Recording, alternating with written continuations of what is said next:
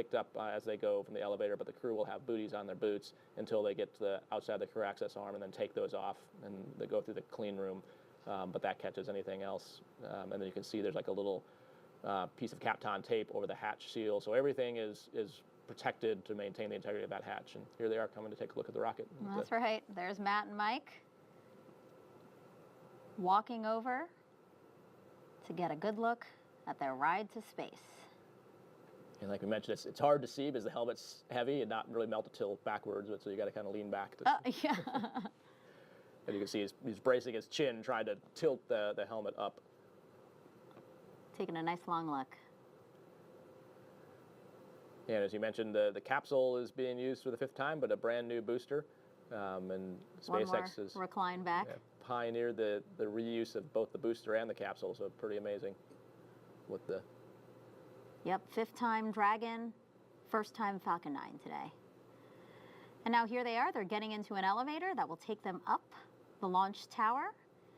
We won't be joining them inside the elevator, but we do have a picture of the buttons inside there. If we can pull that up as they walk inside, as you can see, the bottom floor is Earth.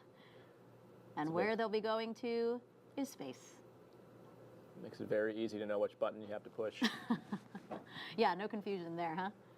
Was it like that for you, or is that a new addition? I think the space is a new addition. I think for ours, it was still the other numbers correspond to the feet off the ground, is what those numbers are. And so you can imagine with Artemis, it's going to be an even bigger number.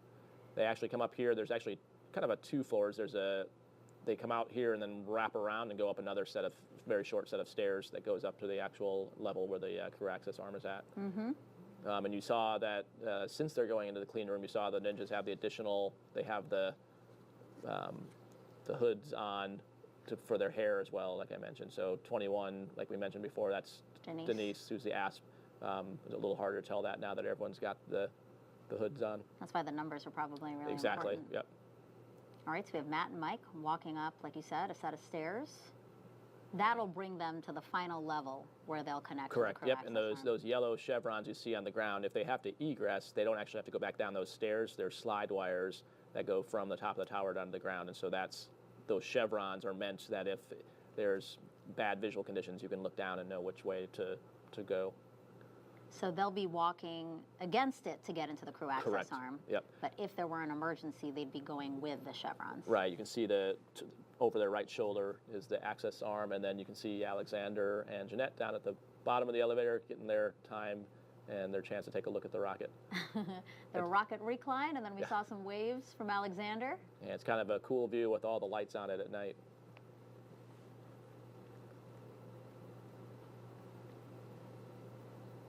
I wonder how they're feeling in this moment to see their ride. I mean, and to also be at the base of this rocket. Like, we've been seeing beautiful views of it, but to really be at the bottom of it looking up, that's when it becomes really... It's pretty exciting, and I think that's why I think 100% of the people you see, even though it's uncomfortable on your head and shoulders, still tilt all the way back, because it is a pretty impressive sight to look straight up and just see the rocket and actually get a sense of scale. Because it's really hard for us when we see it from a distance, with nothing to really compare it to, you kind of lose that sense of how big it actually is.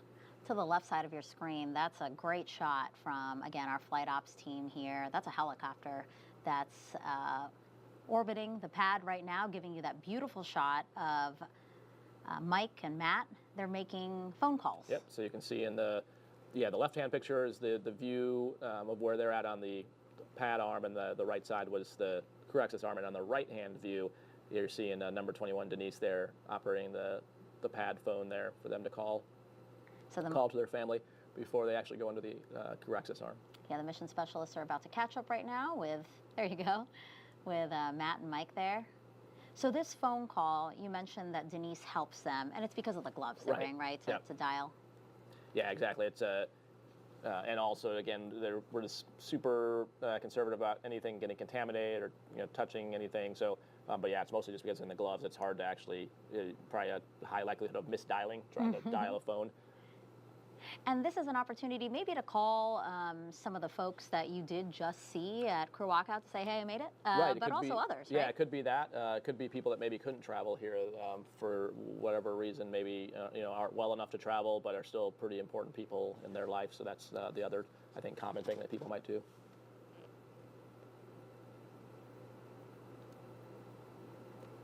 You see they're getting rid of the cooling units there.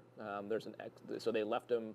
You can see like the bottom, like middle is one of those blue cooling units, because as now they transition into the crew access arm. And there we have Commander Matt Dominic, pilot Michael Barrett, walking down the crew access arm towards their Dragon Endeavour. Walked into the camera.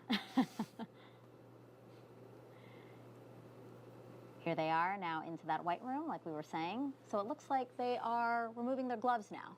Yep, it looks like they might be signing the around the meatball here. So this is another tradition. Yep. We have the NASA meatball here, and starting with Demo 2 with Bob Hurley and Bob Benkin and Bob Doug Benkin. Hurley. Yeah, whoops, I was like, whoop, wait. You say their names often, all the time together, and then, but so they sign their names around this meatball. Yep, and then it started, as many traditions start, once one crew has done it, then you keep doing it. Running out of space there, too. We're going to need another meatball. And right next to the meatball was actually the SpaceX logo. And that is signed by the crews of Axiom 1, 2, and 3. Yep. Axiom Space is the first commercial company to transport private crews to and from the International Space Station. And they launched all 3 missions with SpaceX. And the logo is also signed by the Inspiration 4 crew, so the first all-civilian crew to orbit the Earth. So again, this is like a physical representation of all that we've been doing in the last few years, and 2020. And like a perfect representation of the partnership too. Right? You can see the public and the private right next to each other, and it just indicates that enabling private space by utilizing government infrastructure. I mean, it's the same pad, the same facilities, the same Kennedy Space Center, and doing both things and working in tandem with one another to make it all happen. So what's happening now? FOD checks, is that what's happening? Foreign object debris checks? I think so. It looks like they're putting their hands back in the gloves, so they took their hands out to sign. It's crew preference on whether you want to ingress with your hands in your gloves or not, so it looks like they both are electing to put them back in their gloves now. Mm-hmm. So that's what they're doing now, is redoing that, and then like we talked about before, once Mike gets his back in there, they'll re-verify visually that it's the zipper's closed. Maddie there, who's got the white cuff checklist on, number 11, is also watching the time all the time, and keeping them on timeline. And you were talking about FOD again, foreign object debris. I mean, it is as small as something like a hair, which actually got into the seal for Crew 5's launch, and they had to reopen the seal, remove that hair before they could close the seal for launch, or close the hatch for launch. Yeah, and that's why the last thing you saw the suit tech there is pull off that umbilical cover off their right leg. That was that white plastic piece he took off, because you're also trying to prevent any FOD from getting into the cooling loop or into the connectors there until you're actually in because the spacecraft is essentially kept completely sanitary and clean. So once you're in there, in theory, there should be nothing else that can contaminate the suit. And like we mentioned, they've got their booties off now as the last thing before they go across that piece. And then come Jeanette and Alexander. Yep, Jeanette and Alexander. Jeanette Epps, Alexander Grabenkin are 2 mission specialists for Crew-8, walking across the crew access arm, about to join their crewmates in Dragon. You saw some waves, thumbs up. They're chatting as they make their way across the crew access arm.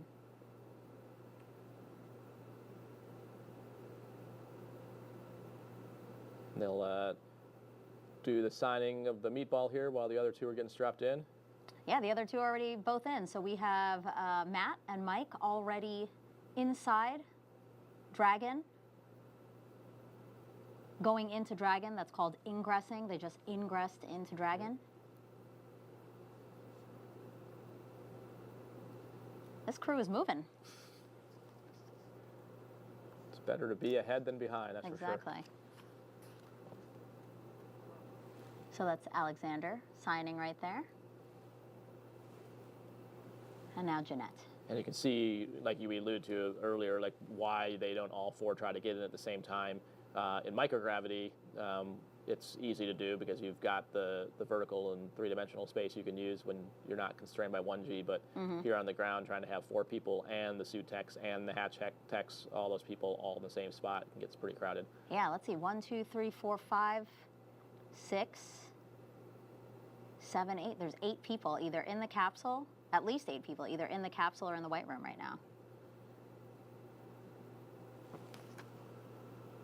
So as you said, removing their boot coverings, essentially. Walking on that sticky tape to grab anything off of the soles of their shoes before they ingress as well. Yep, and you can see the techs are making sure their helmet is protected on the way in, just so you don't accidentally bump either the hatch seal or damage the helmet.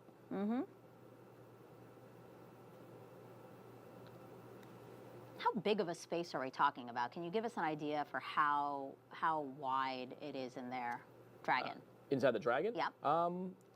So it's, I mean, you can see that the 4 seats across, and then below the seats it gets a little wider. So it's wide enough that you can lay head to foot pretty comfortably. You can probably fit 2 people down there. And then it narrows as it goes up. So above the displays that Mike's using right now, you could probably fit 1 person laying horizontally. So it's actually pretty comfortable. Actually, Dragon is configured for 7 passengers if needed, right? Right. The original outer mold line design was built so where you see the cargo bags underneath Mike and Matt's feet, that at one point early in the design was considered for extra seats. That wasn't. That's not what it's certified for now, but that was originally part of the original concept. You can see number 22. Those products I was talking about earlier that each crew runs a little differently. Some have what we call like lineup cards. Some use the iPad. Some maybe have wave for Matt waving, there. yeah. Finding the camera, he sees us. Thumbs up. I think that's for you, Raja. From a turtle to another turtle. So as we can see, Matt and Mike have their harness on. It's a 5-point harness. Yep. Yeah. So there's a harness, and then also where their boots are at, there's a connection in the sole of their boot that locks their feet into the footrests, and then yeah, you're seeing that they're helping. You can